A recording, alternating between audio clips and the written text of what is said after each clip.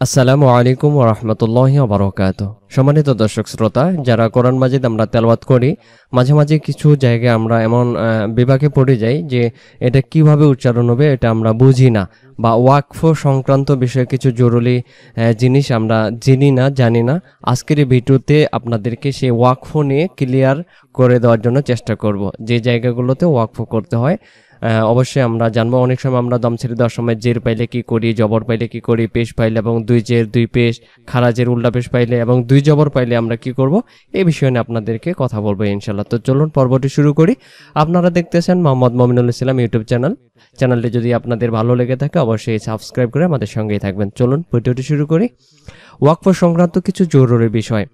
আমরা কোরআন তেলাওয়াত করতে হরকত, তানবিন, জজম, তাসদিদ মোট 11টি চিহ্ন ব্যবহার করে থাকি। তাহলে আমরা এখান থেকে কি বুঝলাম? আমরা কোরআন তেলাওয়াত করতে হরকত, তানবিন, জজম, তাসদিদ মোট 11টি চিহ্ন ব্যবহার করে থাকি। এই 11টি চিহ্নের মধ্যে ওয়াকফ করার সময় 7টি চিহ্নে জজম ব্যবহার করতে হয়। তাহলে আমরা কি বুঝলাম? যে দম ছেড়ে দেওয়ার সময় আমরা যেগুলো চিহ্ন বাদ দিয়ে ওয়াকফ করব, সেগুলো বাদ দিয়ে আমরা একটা সাকিন ধরবো, যেটাকে বলা হয় আরদি সাকিন। এখানে লেখা নাই, কিন্তু আরদি সাকিন করতে হয়। কিভাবে করতে হয়? যদি দম ছেড়ে দেওয়ার সময় জবর, জের, পেশ 3টা, দুই জের 4টা, দুই পেশ 5টা, খারাজের উল্টা পেশ, অর্থাৎ এই চিহ্নগুলো যদি আমরা দম ছেড়ে দেওয়ার সময় পাই, তাহলে আমরা এগুলোকে বাদ দেব, যেটা ওয়াকফ করব। কিছুক্ষণ পরে আপনাদেরকে আমি বিস্তারিত শব্দ ধরে আপনাদেরকে উদাহরণস্বরূপ দেখাই দিতেছি ইনশাল্লাহ। এরপরে 11টার ভিতরে এখানে গেল 7টি, এরপরে আর দুটি চিহ্নে এক আলিফ টেনে পড়তে হয়, তা হচ্ছে দুই জবর। যদি দম ছেড়ে দেওয়ার সময় দুই জবর পাই, আমরা কি করে পড়ব? এক আলিফ করে টানবো। এবং খাড়া জবর দম ছেড়ে দেওয়ার সময়, অর্থাৎ আয়াতের, যেমন এটা হলো আয়াত, এরকম আয়াতে যদি আমরা খাড়া জবর পাই তাহলে এক আলিফ টানবো, এবং দুই জবর যদি পাই সেখানেও আমরা এক আলিফ টানবো একটা জবরে। অপর দুটি জজম হচ্ছে তাসদিদ ও সুকুন, অর্থাৎ অপর দুটি হচ্ছে জজম, অর্থাৎ এটা হলো প্রকাশ্য সাকিন হয়, আর এগুলোকে মনে মনে সাকিন ধরতে হয়। তাসদিদ পাইলেও তাসদিদের চিহ্ন উচ্চারণ করতে, এবং জবর পেশ থাকলে আমরা সেগুলোকে আরদি সাকিন করব, অর্থাৎ মনে মনে সাকিন করব ওয়াকফ করার কারণে। জজম হলে জজমই পড়তে হবে, তাসদিদ হলে দের হরকত পরিমাণ দেরি করে পড়তে হবে। কিছুক্ষণ পরে আপনাদেরকে আমি বিস্তারিত বুঝাইতেছি। আরদি সাকিনের পরিচয়। ওয়াকফ বা বিরতির কারণে যে সাকিন হয় উহাকে আরদি সাকিন বলে। আবারও আমরা জেনে নেই, ওয়াকফা বা বিরতির কারণে যে সাকিন হয় উহাকে আরদি সাকিন বলে। যেমন হলো নাস্তাঈন, এখানে কি পেশ আছে, পেশটাকে আমরা ছেড়ে দেব, আর এখানে প্রকাশ্য সাকিন দেওয়া আছে নাস্তাঈন, ইয়াকা না'বুদু ওয়া ইয়াকা নাস্তাঈন। ওখানে কিন্তু নাস্তাঈনু দেওয়া রয়েছে, কিন্তু আমরা এখানে আওয়াজটাকে বন্ধ করলাম। এ কারণে আমরা আরদি সাকিন করলাম, অর্থাৎ পেশটাকে মনে মনে বাদ দেব। এর নাম হলো মনে মনে সাকিন ধরা, ওয়াকফ করা। তাহলে এটা হলো প্রকাশ্য সাকিন। তো চলুন আমরা বিস্তারিত সে জিনিসগুলো দেখি, পরবর্তী পেজে দেওয়া রয়েছে। এই জায়গায় আমরা দেখতে পাচ্ছি ওয়াকফ হরফে, আয়াতের শেষে হরফে কথায় কি পড়তে হবে নিম্নে তা দেওয়া হলো। এক জবর, এক জের, এক পেশ, দুই জের, দুই পেশ, খারাজের উল্টা পেশ। ওয়াকফ হরফে আয়াতের শেষে হরফে জজম দিয়ে পড়তে হয়। তাহলে আমরা কি বুঝলাম? জের জবর পেশ, সহজ কথায় বলি, দম ছেড়ে দেওয়ার সময় যদি জবর পাই সেটাকে আমরা মনে মনে একটা সাকিন দেব। যেমন এখানে আমি আপনাদেরকে দেখাই, ইন্না আ'তাইনাকাল কাউসার, আছে কি কাউসার র, কিন্তু এই জায়গায় যে আমরা একটা আয়াত পেয়েছি, দম ছেড়ে দেব, নিঃশ্বাস আমরা সমাপ্ত করব, এই জন্য এখানে সা র জবর সার, তখন আর সা র পড়া লাগবে না। কেন? এখানে আমরা দমটা ছেড়ে দেব। এখানে দম ছেড়ে দেওয়ার কারণে আমরা এই জায়গায় কি পড়বো?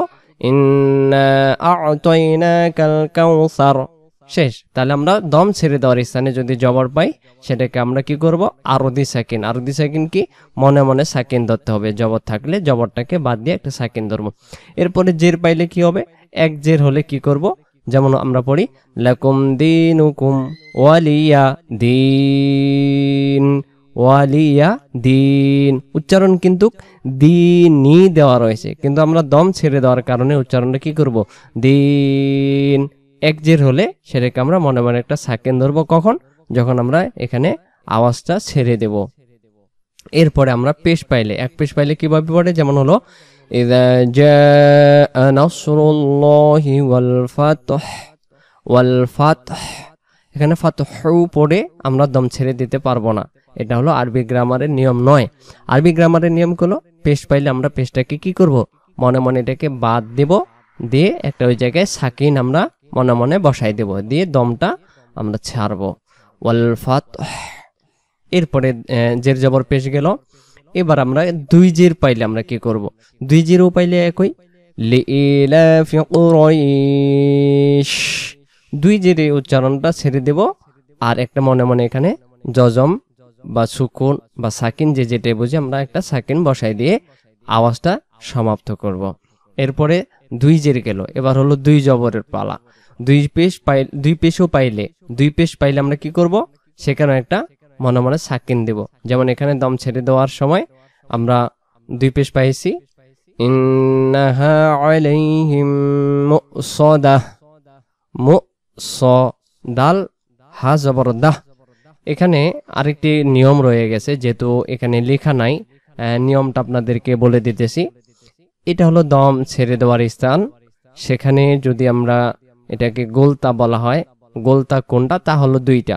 যেমন এটা হলো গোলহা, এখানে লিখে দিই, এটা হলো গোলহা। আর আরেকটা গোলহা আছে, এরকমও আছে, শব্দের শেষে এরকম হা আসে, এটাও হা। আর আরেকটা আছে হলো তা।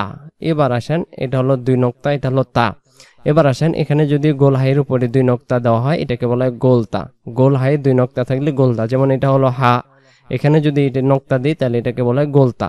অর্থাৎ মাঝে মাঝে এটা তা তাই উচ্চারণ হয়, আর কখনো তাটাকে হা করে ধরতে হয়। তাহলে এখানে তাটাকে হা ধরতে হবে। এটা দম ছেড়ে দেওয়ার স্থানে যদি গোলতা পাই, তাহলে দম ছেড়ে দেওয়ার কারণে সেটাকে হা ধরতে হয়, এবং দুই পেশ দুই জের যা কিছু থাকে না কেন ওয়াকফ করে পড়তে হবে। সদাহ, ইন্নাহা আলাইহিম মুসাদাহ, তাহলে গোল হাইয়ের উপরে দুই নক্তা দিলে গোল তা হয়, আর লম্বা তা হলো এটা, এটা কখনো গোল হা হবে না, মানে এখানে কখনো তাকে হা ধরা যাবে না। এরপরে আসি, দুই পেশ পাইলে তাহলে আমরা কি করব, মনে মনে সাকিন ধরবো। এরপরে খারাজের হলে কি করব, যদি কোরআন মাজিদে দম ছেড়ে দেওয়ার স্থানে গোল হায়ে খারাজের পাই, এটা হলো মূলত গোল হায়ে পড়ার নিয়ম, গোল হায়ে খারাজের। আর যদি উল্টা পেশ পাই, আবার খারাজের আর পেশটা যদি উল্টাই দেওয়া থাকে, আমরা সেগুলোতে এগালিফ করে টানবো যদি দম ছেড়ে না দেই। আর যদি দম ছেড়ে দিই তাহলে এগুলোকে বাদ দিতে হবে। যেমন ওয়াআদ্দাদাহ, ওয়াআদ্দাদাহ আল্লাযী জামাআ মালাও ওয়াআদ্দাদাহ, ওয়াআদ্দাদাহ। তাহলে উল্টা পেশ যদি আমরা দম ছেড়ে দেওয়ার স্থানে পেয়ে যাই, সেই উল্টা পেশটাকেও কি করব, একটা মনে মনে সেখানে একটা সুকুন বসাই দিয়ে আমরা দমটা সমাপ্ত করব। তাহলে গোল হায়ে খারাজের পাইলে সেখানেও আমরা গোল হায়ের খারাজেরটা বাদ দেব, দিয়ে একটা মনে মনে আমরা সুকুন বসাই দেব। সুকুন এরকমও হতে পারে, বা আরেকটা আছে এরকমও হয়, যে যে কোরআন শরীফে যেমন করে দেওয়া রয়েছে, এটা খেয়াল করবেন। তাহলে এখান থেকে আমরা কি শিক্ষা পেলাম, দম ছেড়ে দেওয়ার স্থানে যদি জবর পাই, জের পাই, পেশ পাই, বাদ দিতে হবে। এরপরে দুই জের এবং দুই পেশ যদি পাই তাহলে আমরা মনে মনে সাকিন ধরবো। এরপরে খারাজের আর উল্টা পেশ যদি গোল হায়ে পাই, সেখানেও আমরা মনে মনে সাকিন ধরবো। তাহলে এখানে আরেকটা জিনিস রয়ে গেছে যেখানে এখানে শেখানো হয় নাই। যেমন হলো ধরেন যে এখানে একটা আলিফ আছে, এখানে দুইটা জবর আছে, আমরা এখানে দম ছেড়ে দেওয়ার স্থানে দুই জের এবং দুই পেশ পড়ছি, কিন্তু দুই জবর পড়ে নেই। যেমন হলো ওয়াও জবর ওয়া, লাম জবর লা, এখানে দাল দিলাম, দাল জবর দা, ওয়াও জবর ওয়া, লাম জবর লা, দাল জবর দা, এখানে একটা আলিফ রয়েছে। এখন এখানে দম ছেড়ে দেওয়ার জায়গা আছে, দালে কয় জবর, এক জবর, এখন উচ্চারণ হয়েছে ওয়ালা দা। যখন এখানে দুইটা জবর থাকবে, দুই জবরকে বাদ দেওয়া যাবে না, দুই জবরকে বাদ দেওয়া যাবে না, সেখানে একটা জবরকে আমরা ছেড়ে দেব, উচ্চারণটা হবে ওয়ালা দা।